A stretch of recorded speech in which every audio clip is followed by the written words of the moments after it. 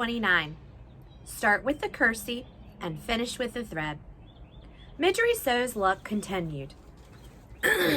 On her first day on the job as a castle servant, she was sent to deliver a spool of red thread to the princess.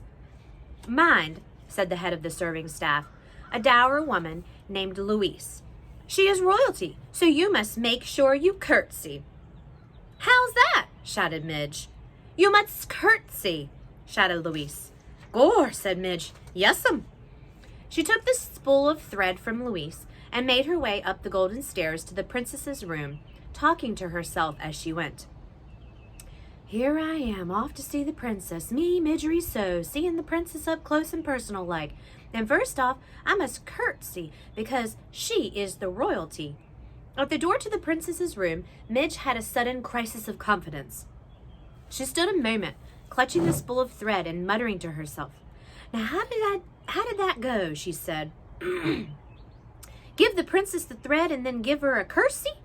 No, first the kersey and then the thread. That's it, Gore, that's right, that's the order. Start with the kersey and finish with the thread."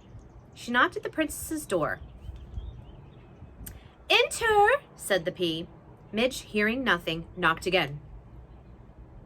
"Enter," said the pea, and Midge, still hearing nothing, knocked yet again. "Maybe," she said to herself, "the princess ain't to come home." And then the door was flung wide, and there was the princess herself, staring right at Despereaux. "Gore," said Midge, her mouth hanging open. "Hello," said the pea. "Are you the new serving maid? Have you brought me my thread?" "Kersey I must," shouted Midge. She gathered her skirts, dropped the spool of thread, stuck a foot out, and stepped on the spool, rocked back and forth for what seemed like quite a long time, both to the watching princess and the rocking Midge, and finally fell to the floor with a midgish thud. "Whoopsie," said Despereaux. The pea could not help it. She laughed. "That's all right," she said to Midge, shaking her head. "It's the spirit of the thing that counts." "How's that?" shouted Midge. "It's the spirit of the thing that counts," shouted Pea. "Thank you, miss," said Midge.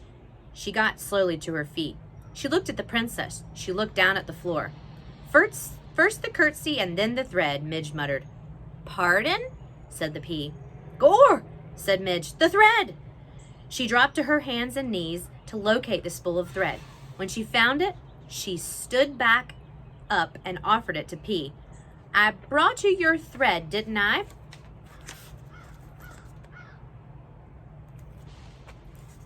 "Lovely," said the princess as she took the thread from Midge. "Thank you so much. I cannot seem to hold on to a spool of red thread. Every one I have disappears somehow." "Are you making a thing?" asked Midge, squinting at the cloth in the pea's hand.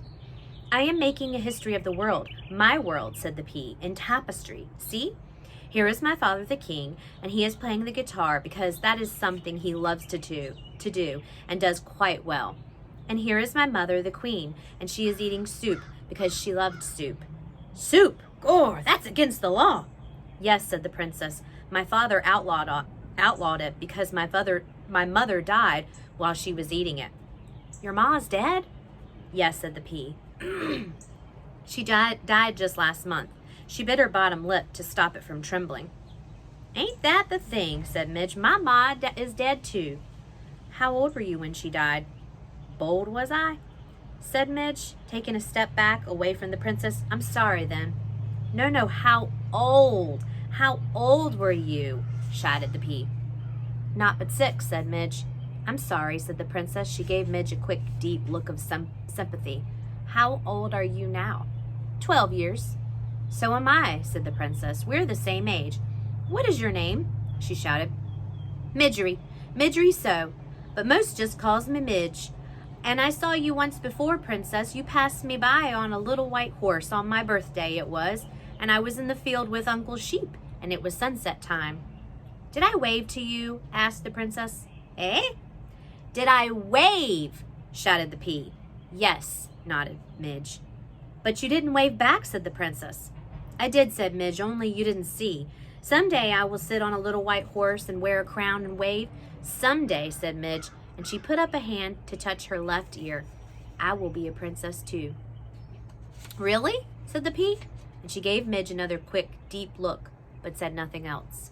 When Midge finally made her way back down the golden stairs, Louise was waiting for her. "How long," she roared, "did it take you to deliver a spool of thread to the princess?" "Too long?" guessed Midge. "That's right," said Louise, and she gave Midge a good clout to the ear. "You are not destined to be one of our star servants. That is already abundantly clear." "No, ma'am," said Midge. "That's all right, though, because I aim to be a princess." "You? A princess? Don't make me laugh." This, reader, was a little joke on Louise's part, as she was not a person who laughed, not even at a notion as ridiculous as Midgery So becoming a princess. Chapter 30, To the Dungeon. At the castle, for the first time in her young life, Midge had enough to eat, and eat she did. She quickly became plump, and then plumper still. She grew rounder and bigger, only her head stayed small. Reader, as the teller of this tale, it is my duty from time to time to utter some hard and rather disagreeable truths. In the spirit of honesty, then, I must inform you that Midge was the tiniest bit lazy, and too, she was not the sharpest knife in the drawer. That is, she was a bit slow-witted. Because of these shortcomings, Louise was hard-pressed to find a job that Midgery So could effectively perform. In quick succession, Midge failed as a lady-in-waiting. She was caught trying on the gown of a visiting duchess. A seamstress, she sewed the cloak of the riding master to her own frock and ruined both. And as a chambermaid, sent to clean a room, she stood, open-mouthed and delighted, admiring the gold walls and floors and tapestries, exclaiming over and over again, "Gore, ain't it pretty? Gore, ain't it something then?" and did no cleaning at all. And while Midge was trying and failing at these domestic chores, other important things were happening in the castle. The rat in the dungeon below was pacing and muttering in the darkness, waiting to take his revenge on the princess. And upstairs in the castle, the princess had met a mouse, and the mouse had fallen in love with her. Will there be consequences? You bet. Just as Midge's inability to perform any job well had its consequences, for finally, as a last resort, Louise sent Midge to the kitchen, where Cook had a reputation for dealing effectively with difficult help. In Cook's kitchen, Midge dropped eggshells in the pound cake batter. She scrubbed the kitchen floor with cooking oil instead of cleanser. She sneezed directly on the king's pork chop moments before it was to be served to him. "Of all the good-for-nothings I have encountered," shouted Cook, "surely you are the worst, the most cauliflower-eared, the good-for-nothingest. There's only one place left for you, the dungeon." "Eh?" said Midge, cupping a hand around her ear. "You are being sent to the dungeon. You are to take the jailer his noonday meal. That will be your duty from now on." Reader, you know that the mice of the castle feared the dungeon. Must I tell you that the humans feared it too? Certainly it was never far from their thoughts. In the warm months, a foul odor rose out of its dark depths and permeated the whole of the castle. And in the still, cold nights of winter, terrible howls issued from the dark place, as the castle itself were weeping and moaning. "It's only the wind," the people of the castle assured each other. "Nothing but the wind." Many a serving girl had been sent to the dungeon bearing the jailer's meal, only to return white-faced and weeping, hands trembling, teeth chattering, insisting that they would never go back.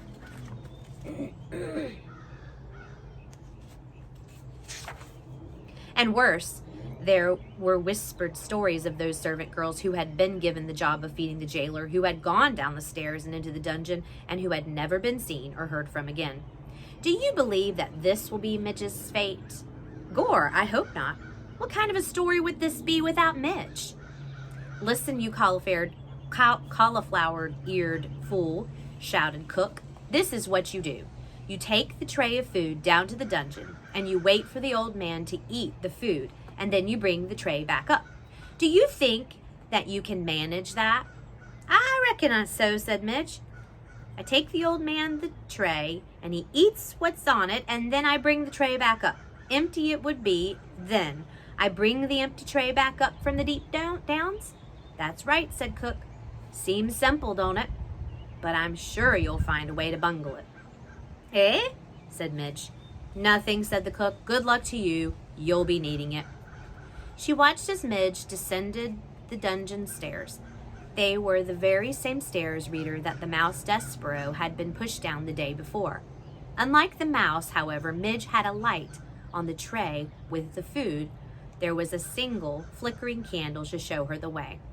She turned on the stairs and looked back at Cook and smiled. That cauliflower-eared, good-for-nothing fool, said Cook, shaking her head. What's to become of someone who goes into the dungeon smiling, I ask you? Reader, for the answer to Cook's question, you must read on. And this leaves us for you to answer a question. Click on the student template, and I want you to make a prediction. What do you think will happen next in this story?